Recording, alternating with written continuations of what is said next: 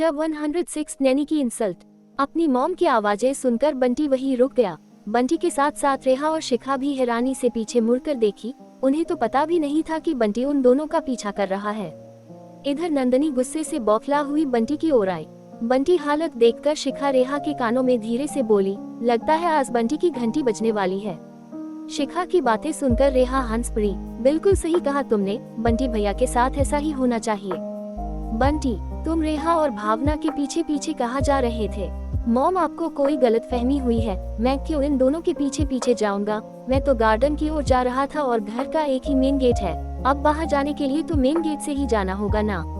चुप रहो, बातें बनाने में तो माहिर हो। इतना दिमाग पढ़ाई में लगा लेते तो तौप आते। तुम्हारी बहन खुशी हमेशा से ही तौप आकर हमारा नाम रोशन कर रही है और तुम हो कि हमारा नाम डुबाने पर लगे हुए हो।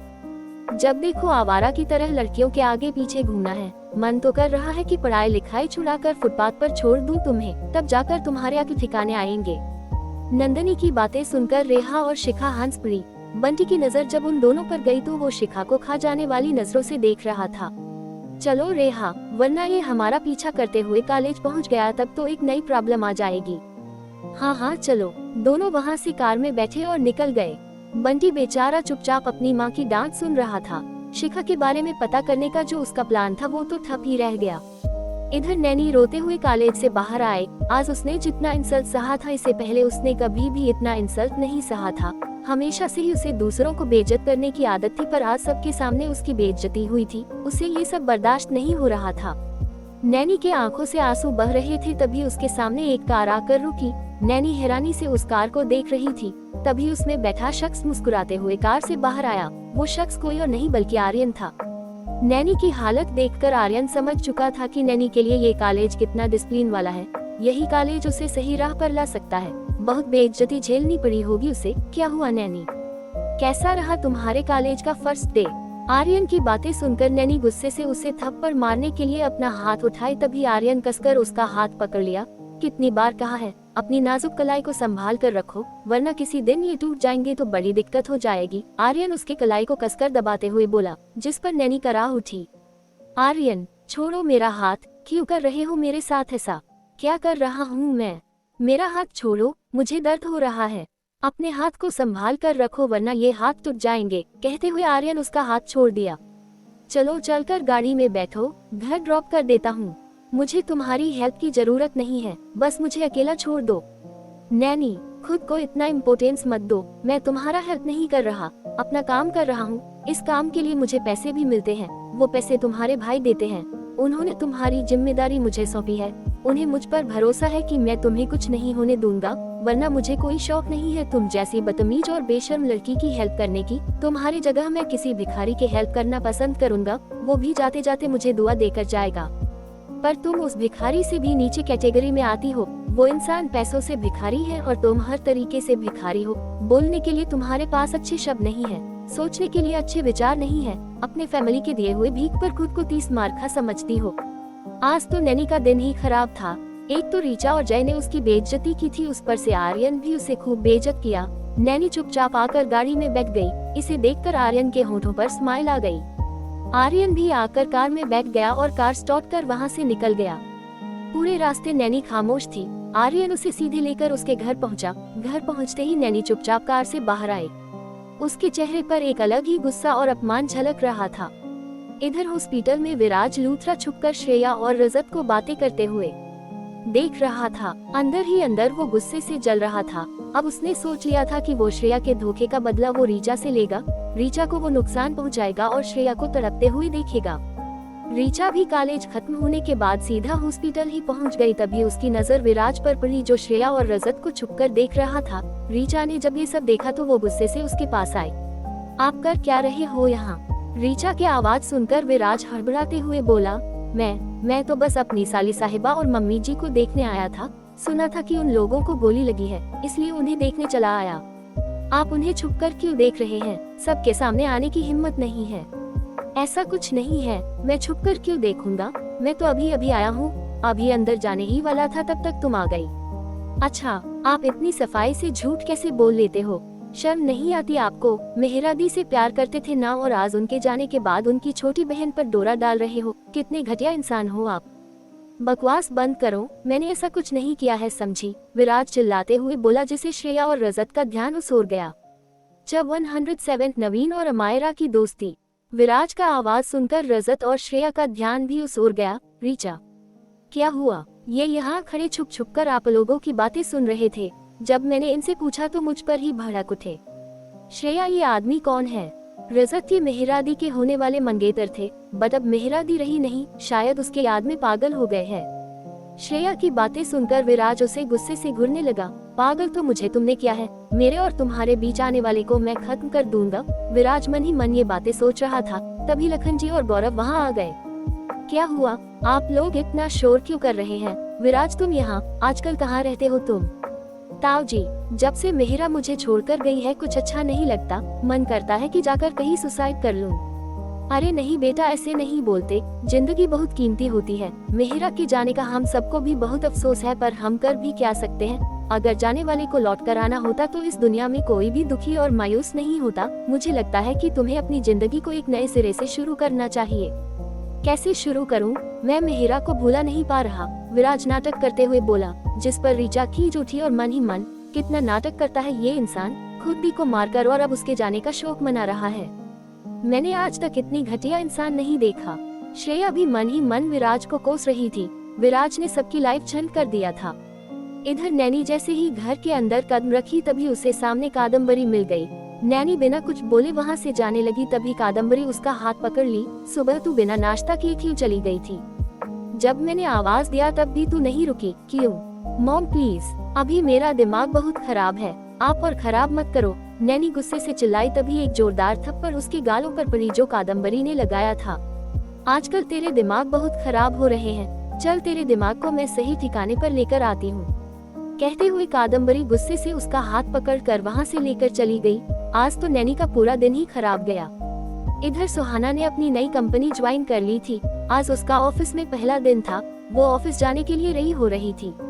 व्हाइट शर्ट, ब्लैक कोट और पैंट, हाथों में लग्जरी वॉच, पैरों में शूज, आंखों पर सनग्लास, चेहरे पर हल्के मेकअप, मांग में हल्की सिंदूर और गले में मंगलसूत्र पहना हुआ था। बालों को खुला छोड़ हुआ था। सुहाना एक बिजनेस टाइकून लग रही थी। तभी जैकी वहाँ पहुँचा।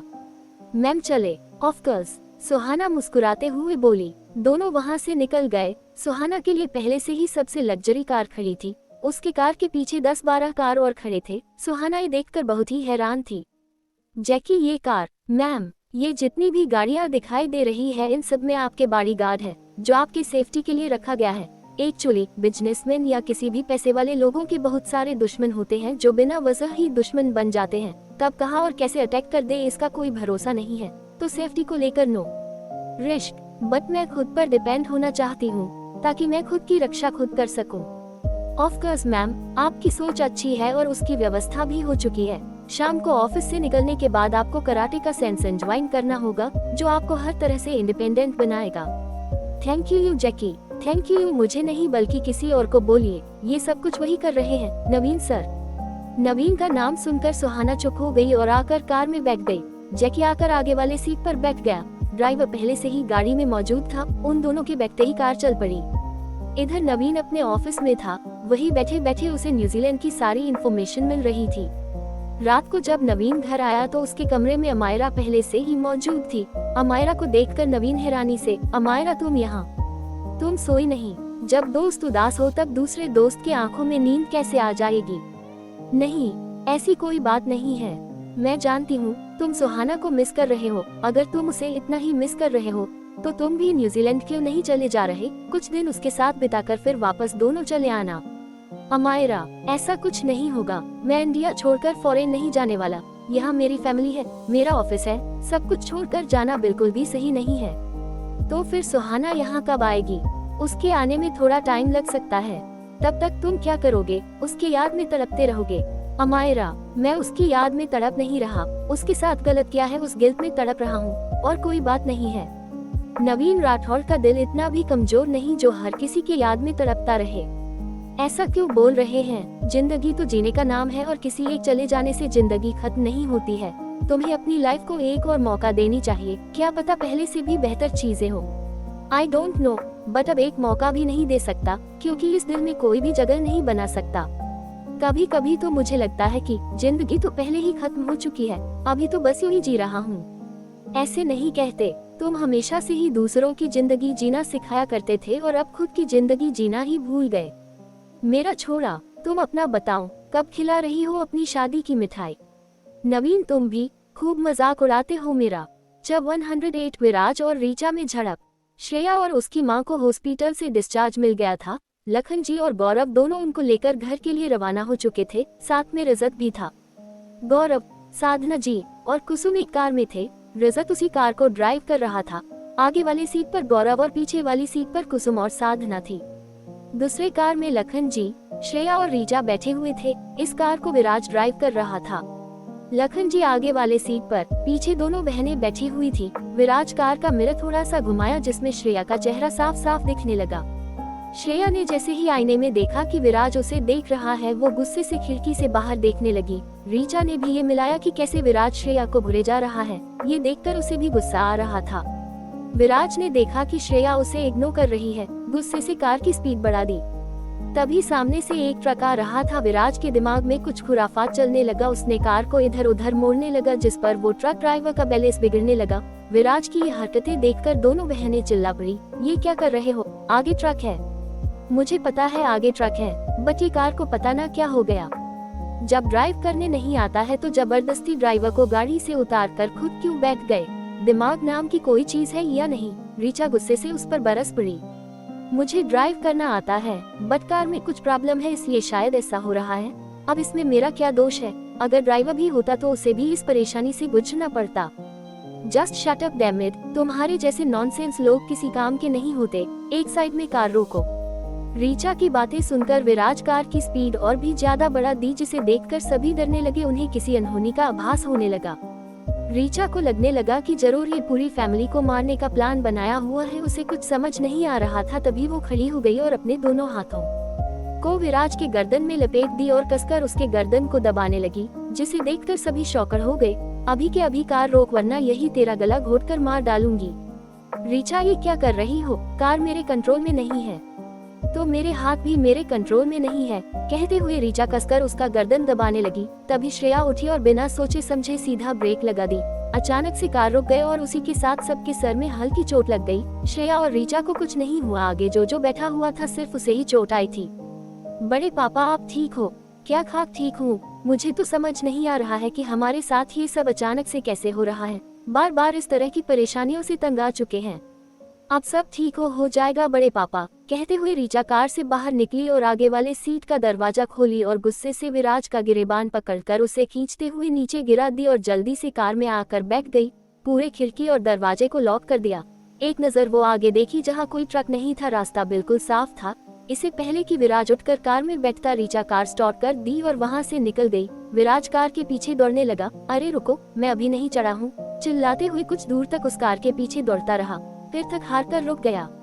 साली, तुझे बताता हूँ मैं, बहुत चर्बी चढ़ी हुई है। तुझे सारी चर्बी ना झाड़ दिया तो मेरा नाम भी विराज लूथरा नहीं। विराज गुस्से से बड़बड़ाए जा रहा था। इधर रीचा आराम से कार को ड्राइव कर रही थी। रीचा बेटा, विराज तो चढ़ा ही नहीं, उससे पहले ही तूने कार स्टार्ट कर दिया। बड़े पापा, वो जाएगा, आप चिंता मत कीजिए। वैसे भी ये कार ड्राइव करना उसकी बस की बात नहीं, इसलिए उसे बाहर फेंक दिया। ना जाने क्यों मुझे भी उसकी आदतें थोड़ी अजीब लगती है। अगर आपको लगता है कि वो सही इंसान नहीं है तो आप लोग उन्हें घर के अंदर क्यों आने देते हैं? अब यहाँ उनके आने का कोई वजह होना ही नहीं चाहिए। जो वजह थी वो अब खत्म हो चुकी है। फिर आप लोग किस वजह से इस घर में रखे हुए हैं? बड़े पापा प्लीज, घर में दो जवान लड़कियां हैं, औरतें हैं। उन लोगों को देखकर उसकी नीयत कब खराब हो जाए उसकी भी कोई गारंटी नहीं। बात तो तू सही कह रही है। मैं घर वालों से बात विचार करके उसे घर में आने से मना कर दूंगा। आप मना कर ही दीजिए और इस घर में एक टाइट सिक्योरिटी भी लगा दीजिए। वैसे भी बिना वजह हमारे बहुत दुश्मन हो गए हैं, हम चुप नहीं बैठ सकते। देखा आपने कैसे घर में घुसकर माँ और श्रेयादी पर अटैक कर दिया। तेरी बातें बिल्कुल सही है, कल तक पूरे सिक्योरिटी का प्रबंध हो जाएगा। थैंक यू सो मच बड़े पापा। रीचा मुस्कुराते हुए बोली। अब जाकर उसे शांति मिला था। किसी भी कीमत पर वो विराज को बर्दाश्त नहीं कर सकती थी। इधर शिखा और रेहा अपने कमरे में बैठे बातें कर रहे थे और हंस रहे थे। यार आज तो कमाल हो गया, तुझे देखकर सभी लोग थोड़ा हैरान थे। बट मुझे डर इस बात का है कि कहीं वो विराज के आदमी मुझ तक पहुंच ना जाए। कुछ नहीं होगा, तू हमारे घर में सबसे ज्यादा सेफ है। जब तक उस विराज का काम तमाम नहीं कर देते तब तक तुझे यही इसी घर में रहना ही होगा। पर एक बात बता, सब मुझसे नॉर्मली बिहेव कर रहे थे, किसी ने ये देखकर नहीं कहा कि मैं इतने दिनों से कॉलेज नहीं आई थी। अरे तुझे पता है, तेरे जगह मैं दूसरी लड़की को लेकर जा रही थी, वो हर वक्त अपना चेहरा ढकी रहती थी। सबने पूछा भी तो मैंने बताया कि उसके चेहरे पर कुछ इन्फेक्शन हो गए हैं जिसकी वजह से उसे अपना चेहरा ढकना पड़ रहा है। यार सच में अगर तू ना होती तो मेरा क्या होता, ये सोचकर ही घबराहट हो रही है। मैं नहीं होती तो कोई और होता, रेहा मुस्कुराते हुए बोली। जब 109 नवीन ने बंटी को थप्पड़ मारा। शिखा और रेहा आपस में बातें कर रहे थे, तभी उन्हें अपने दरवाजे पर कोई परछाई सा नजर आया। शिखा उठी, तभी रेहा हैरानी से अरे शिखा। तभी शिखा उसे इशारों से चुप रहने के लिए बोली और अपने पीछे आने के लिए कहा। रेहा उसके पीछे पीछे आई। शिखा धीरे धीरे कदमों से दरवाजे के पास पहुंची और फटाक से दरवाजा खोल दी। तभी सामने उसे बंटी दिखाई दिया। बंटी को देखकर दोनों के मुंह खुले के खुले रह गए। बंटी भैया, आप दरवाजे पर छुपकर हम दोनों की बातें सुन रहे थे। बंटी हैरानी से, ये क्या बकवास कर रही हो, मैं ऐसा क्यों करूँगा भला, मैं तो अभी यहाँ आया। दरवाजे को खोलकर अंदर आने ही वाला था, उससे पहले तुम लोग अंदर से बाहर आ गई।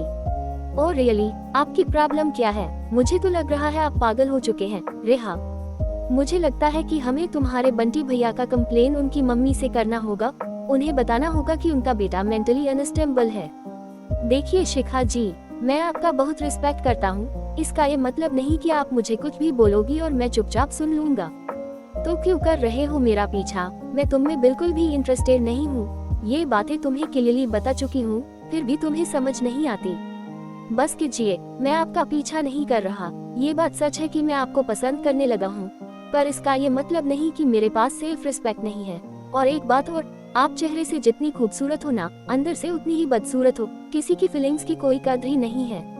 हाँ नहीं है, आपकी फीलिंग्स की तो बिल्कुल भी नहीं। और एक बात और, मुझे पसंद करना, मेरे बारे में सोचना बंद कर दो, क्योंकि मैं किसी और से प्यार करती हूँ, सिर्फ उसकी हूँ। तो बेहतर यही होगा कि तुम मुझे भूल जाओ।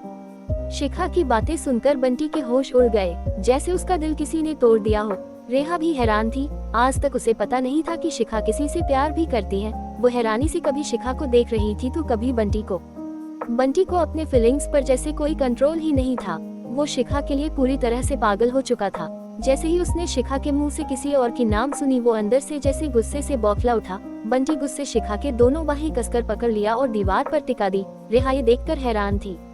छोड़ो मुझे। रेहा, तू मेरा मुंह क्या देख रही है? इसे बोलो कि छोड़े मुझे। बंटी भैया, ये आप क्या कर रहे हैं? छोड़िए उसे, प्लीज छोड़िए उसे, वो हमारे घर में गेस्ट है, प्लीज छोड़ दीजिए उसे। बंटी को कोई फर्क ही नहीं पड़ रहा था। वो गुस्से से उसकी आंखों में देखते हुए, तुम किसी और से प्यार नहीं कर सकती हो, तुम सिर्फ मेरी हो। क्यों नहीं समझ रही हो ये बात? मैं तुमसे प्यार करने लगा हूँ। तुम जैसे जानवर से प्यार करना तो दूर, मैं तुम्हारी ओर देखना भी पसंद नहीं करती। Just leave me. Am sorry, मुझे ऐसे नहीं करना चाहिए। मैं माफी मांगता हूँ तुमसे, मैं ऐसा इंसान बिल्कुल भी नहीं हूँ जैसा मैं अभी तुम्हें देख रहा हूँ। बंटी गिड़गिड़ाते हुए बोला, उसके आवाजों में जैसे बेबसी थी। बंटी भैया, ये आप क्या कर रहे हैं? छोड़िए उसे। क्यों कर रहे हैं आप ऐसा? किसी से कोई जबरदस्ती प्यार कर पाया है? प्लीज रेहा, इसे समझाओ, मैं इसे बहुत प्यार करता हूँ, इसके बिना नहीं रह सकता। पर वो आपसे प्यार नहीं करती। हर इंसान की अपनी अलग फीलिंग्स होती है, कौन किसे प्यार करेगा ये हम इंसान डिसाइड नहीं कर सकते। ये प्यार एक एहसास है, किसके दिल में किसके लिए ये एहसास बन जाए इसका कुछ पता नहीं होता। आप जो फील कर रहे हैं, ये जरूरी नहीं कि आप जिसे प्यार करते हो तो सामने वाला इंसान भी आपके लिए वही फील करे और उसे भी आपसे प्यार हो। ऐसा नहीं होता है। रेहा की बातें सुनकर बंटी के आंखों में आंसू आ गए थे। शिखा के आंखों से भी आंसू बह रहे थे, पर वो तो ठहरी जिद्दी, बिल्कुल रीचा के जैसे। उसकी फीलिंग्स बहुत कॉम्प्लिकेटेड थी। रेहा उसे समझा समझा कर थक चुकी थी, पर बंटी कुछ सुनने को तैयार नहीं था। वो अब तक उसे वैसे ही पकड़ कर रखा था। तभी एक कड़क आवाज उसके कानों में गूंजी, बंटी छोड़ो उसे। उन लोगों से कुछ ही दूरी पर खड़ा नवीन चिल्लाया, जिस पर सबके नजर उस ओर चले गए। नवीन उन दोनों के पास आया और बंटी से शिखा को छुड़ाया। उसके बाद नवीन ने बंटी के गिरेबान पकड़ ली। तुम्हारी हिम्मत कैसे हुई किसी लड़की के साथ इस तरह की हरकतें करने की? जवाब दे। भाई, मैं इस लड़की से प्यार करता हूँ और ये बोल रही है कि ये किसी और से प्यार करती है। जब वो कह रही है कि वो किसी और से प्यार करती है, फिर भी तू उसके साथ जबरदस्ती अपना प्यार मनवा रहा है, क्यों? जवाब दे। मैंने कहा ना कि मैं उसे प्यार करता हूँ। बंटी चिल्लाते हुए ये बात बोली, जिस पर नवीन गुस्से से एक जोरदार थप्पड़ उसे जड़ दिया। शर्म नहीं आ रहा तुझे? एक तो तूने उसके साथ इतनी घटिया हरकतें की और उसे प्यार का नाम दे रहा है। प्यार का मतलब जानता भी है तू? प्यार किसे कहते हैं? जबरदस्ती करने को तो प्यार बिल्कुल नहीं कहते, ये हैवानियत है। जो तू कर रहा है वो हैवानियत है। किसी लड़की की मर्जी के बिना जबरदस्ती उसे प्यार के लिए फोर्स करना, उसे टॉर्चर करना, उसे शारीरिक रूप से जख्मी करना, ये हैवानियत है जिसे तू प्यार का नाम दे रहा है। अरे प्यार का मतलब तो त्याग, समर्पण और उसकी खुशी में खुश रहना ही प्यार होता है। जरूरी नहीं कि हमेशा हम जिसे प्यार करें वो हमें मिल ही जाए। कभी कभी कुछ प्रेम कहानी अधूरी रह जाती है, पर इसका ये मतलब नहीं कि वो प्रेम कहानी सच्चा नहीं था। नवीन की बातें सुनकर शिखा के आंखों से आंसू बहने लगे। कितने अच्छे से प्यार का मतलब नवीन समझा रहा था बंटी को। बंटी के आंखों से भी आंसू बह रहे थे। बंटी से ये त्याग वाला टॉपिक अप्लाई नहीं हो सकता था। जब 110 श्रेया और रजत की आंखों ही आंखों से बातें। भाई प्लीज आप इसे समझाओ ना, मैं इसे सच्चा प्यार करने लगा हूँ, कभी इसे कोई दुख नहीं पहुँचाऊंगा। नहीं रह सकता हूँ मैं इसके बिना। बंटी कभी भी किसी के आगे प्यार की भीख नहीं मांगते। अगर वो तुमसे प्यार नहीं करती तो नहीं करती, अब चल यहाँ से। भाई मैंने कहा ना, चल यहाँ से। नवीन बंटी को खींचते हुए वहाँ से लेकर चला गया। शिखा अंदर कमरे में आकर रोने लगी। रेहा भी उसके पीछे पीछे आई। शिखा देख यार, शांत हो जा। बंटी भैया की तरफ से मैं तुझसे सॉरी बोल रही हूँ। रेहा की बातें सुनकर शिखा अपनी आंसू पोंछी और उठ खड़ी हुई। रेहा मैं अब और इस घर में एक मिनट नहीं रह सकती। मैं अभी इसी वक्त ये घर छोड़कर जा रही है। ये क्या बोल रही है तू कहीं नहीं जाएगी? मैं कह रही हूँ ना, अब तेरे साथ ऐसा कुछ नहीं होगा। मैं चाची जी से भी कंप्लेन करूँगी बंटी भैया के हरकतों को लेकर। कोई जरूरत नहीं है, पर मैं अब और इस घर में नहीं रह सकती। मैं मेंटली बहुत डिस्टर्ब हूँ। कहाँ जाएगी तू इतनी रात को? और तेरी जान को खतरा भी तो है। मैं तुझे कहीं अकेले रख सकती थी, बट वहाँ रिस्क है, कुछ भी हो सकता है। यहाँ पूरे फैमिली के साथ तू सेफ है। आगे से बंटी भैया ऐसा कुछ नहीं करेंगे।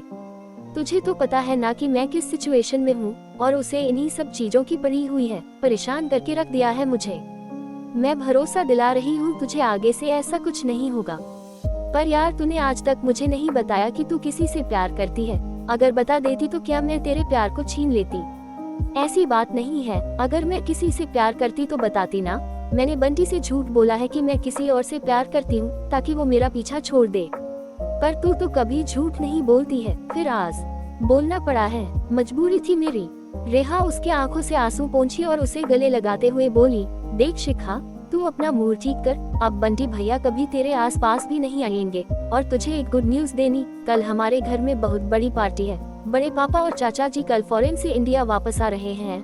उन्होंने लंदन में एक बहुत बड़े प्रोजेक्ट पर काम कर रहे थे, जो फाइनल आउट हो चुका है। इस प्रोजेक्ट से राठौर बिजनेस इंडस्ट्रीज को बहुत प्रॉफिट हुई है। सो इस खुशी में पापा, अर्नब भैया और नवीन भैया ने एक बहुत बड़ी पार्टी ऑर्गेनाइज की है। ये पार्टी बड़े पापा और चाचा जी के लिए रखा गया है। ये तो बहुत खुशी की बात है। वैसे इस साल हम दोनों फाइनल ईयर में जाने वाले हैं। मैं सोच रही थी कि पढ़ाई के साथ इंटर्नशिप भी हमारा हो जाता तो अच्छा होता, ताकि फाइनल ईयर कंप्लीट होते ही हम कोई बढ़िया सी कंपनी ज्वाइन कर ले। यार क्यों ना हम अपने पापा की कंपनी ही ज्वाइन कर ले। इस कंपनी का बहुत नाम है, हर कोई इसे ज्वाइन करने के लिए तरसता है। नहीं यार, हमें सेल्फ डिपेंडेंट बनना है। हम किसी दूसरे कंपनी को ज्वाइन करेंगे। अपनी एक पहचान बनानी है जो खुद से बनानी है। ठीक है, फिर मैं कुछ बढ़िया सी कंपनी देखकर तुझे बताऊंगी, पर उससे पहले हमें कल की पार्टी के लिए कल सुबह सुबह ही शॉपिंग के लिए निकलेंगे। ढेर सारी शॉपिंग करनी है और सबसे सुंदर हम दोनों को ही दिखना है। रेहा मुस्कुराते हुए बोली, जिस पर शिखा भी मुस्कुरा दी। इधर नवीन बंटी को अच्छे से समझा दिया था कि वो रेहा की दोस्त से दूर रहे। बंटी ने हाँ तो कह दिया था, पर क्या वो उसे ज्यादा देर तक दूर रह पाएगा। इधर रीचा और बाकी सभी घर पहुँचे तो उनकी चाची पिया और उनके चाचा जी भी सारी तैयारियां किए हुए थे। सबके लिए पिया ने बढ़िया सा डिनर बनाया हुआ था। जैसे ही कार की आवाज सुनाई दी, रीचा के दादाजी और दादी दरवाजा खोलकर देखने लगे। तभी सामने से श्रेया, रीचा और लखन जी आ रहे थे। उन लोगों के पीछे साधना, कुसुम, गौरव और रजत आ रहे थे। उन सबको देखकर दादा और दादी जी के चेहरे पर खुशी आ गई। श्रेया और रीचा आगे बढ़कर दादी और दादाजी के सीने से लग गए। दोनों उनको लेकर अंदर आए। रीचा पिया के गोद से पीयूष को अपने गोद में ले ली। कैसा है मेरा पीयूष? अपनी रीचा दी को मिस कर रहा था। रीचा उसके गालों को चूमते हुए बोली। रीचा मुझे भी देना। पीयूष को मैं बहुत मिस कर रही थी। श्रेया उसके चेहरे पर हाथ फेरते हुए बोली, नहीं नहीं, आपके हाथ में अभी भी चोट है, आप मेरे गोद में ही पीयूष को खिला लो। ऋचा की बातें सुनकर श्रेया कुछ नहीं बोली, पीयूष को प्यार से चूम लिया। कुसुम साधना को लाकर सोफे पर बैठाए। रजत भी वही था। अंकल जी, मैं अब चलता हूँ, वैसे भी बहुत रात हो गया है। अरे बेटा, आज यही रुक जाओ ना, वैसे भी तुमने हमारी बहुत हेल्प किया है, कल सुबह चले जाना, अभी इस वक्त कहाँ जाओगे? गौरव जी उसे रोकते हुए बोले। पर अंकल, पर वर कुछ नहीं, गौरव सही कह रहा है, आज यही रुक जाओ। लखन जी भी उसे रोकने की कोशिश की। अरे रुक जाओ ना बेटा, एक रात की ही तो बात है, दादाजी भी रिक्वेस्ट किए।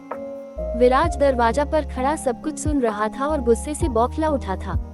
रजत एक नजर श्रेया की ओर देखा और आंखों के इशारों से पूछा, रुकिया चले जाएं? श्रेया मुस्कुराते हुए अपने आंखों के इशारों से उसे रुकने के लिए बोली, जिस पर रजत मुस्कुरा दिया।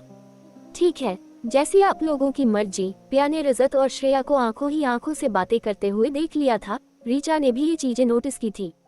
विराज उन दोनों की आंख में चौली बर्दाश्त नहीं कर पा रहा था।